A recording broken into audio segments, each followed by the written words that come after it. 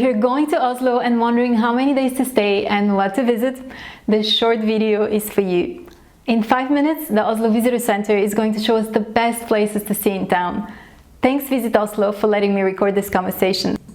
If you need any tickets to events, to museums, to the public transport, if you need guides, maps, or travel advice, they have it all.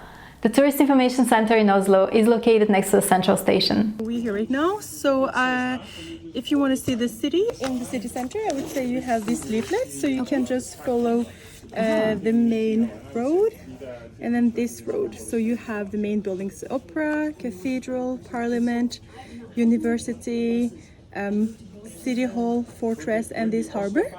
So this is really nice. If you were to do that without stopping, it would be about 2 to 3 hours. But of course you can go and have a look inside the building. So the Opera is open from 11 to 11 more or less, and the City Hall open from 9 to 4. These are the most important ones. Do you need tickets in advance? Oh no, these are free. And you also have a free guided tour in the City Hall if you like it at 10, 12 and 2 every day. It's where they hand out the Nobel Peace Prize. So this is the city center. Then if you want to see something a bit more local, you have this area, Grünerløkka. And this used to be a textile industry area. So you have a lot of red brick buildings that have been repurposed. So you have waterfalls, a market, some old wooden houses, street art. There's some very nice shops and cafes that are not big chains and so it's a bit more alternative.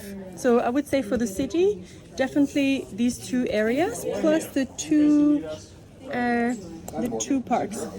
So this you have hundreds of statues, and this one contemporary art installations in the forests, and both of them are free. And you have a very nice view of the city, and this one is also very, very nice, the most famous one, and they don't close. So this you can do later in the day. So I would say city, this, and this.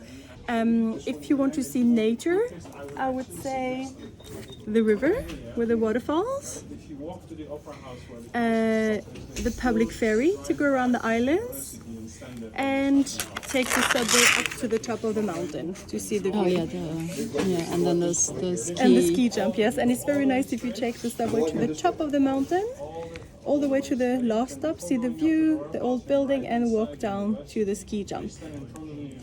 And then you can take the subway back.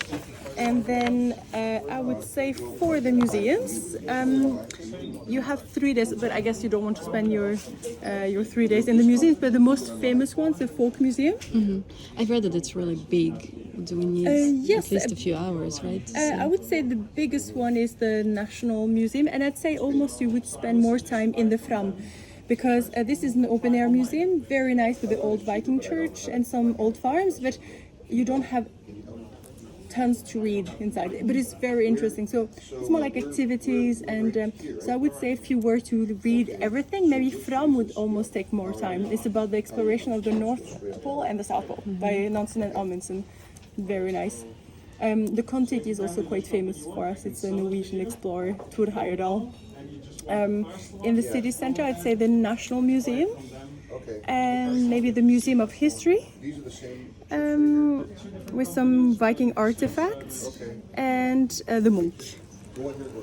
I think if you have 3 days, that's a good start, like the Munch, Fram, Kon-Tiki, Folk Museum, and this. Mm-hmm. And for the public transports, any public transport works with the same ticket. So if you have a public transportation ticket, like a 1 hour ticket is 40 crowns, and a 24-hour ticket is 121. And when you buy them here, any kiosk, newspaper, so they're not active, the first time you get on board, you scan it, and then it starts. And then you can use the subway, tram, bus, and the public ferry. Okay. And if you want to do a lot of museums, you have the pass. You have the pass, yes. Yeah, that's what I was looking at. Exactly. And so this is the price just for the transport. That would be 121, This is the weekly ticket. So as you can see, you can compare the price of just the transport, or the transport, the museums, and this one also includes a small private ferry. So from pier number 4 it was the public ferry to the islands. From pier number 3 it's a private ferry that goes over to the museums. So then you can see how many museums you want to see, you think. And Right, and then- and these ones, it's also like the public transportation ticket. That means when you buy it, it's not active.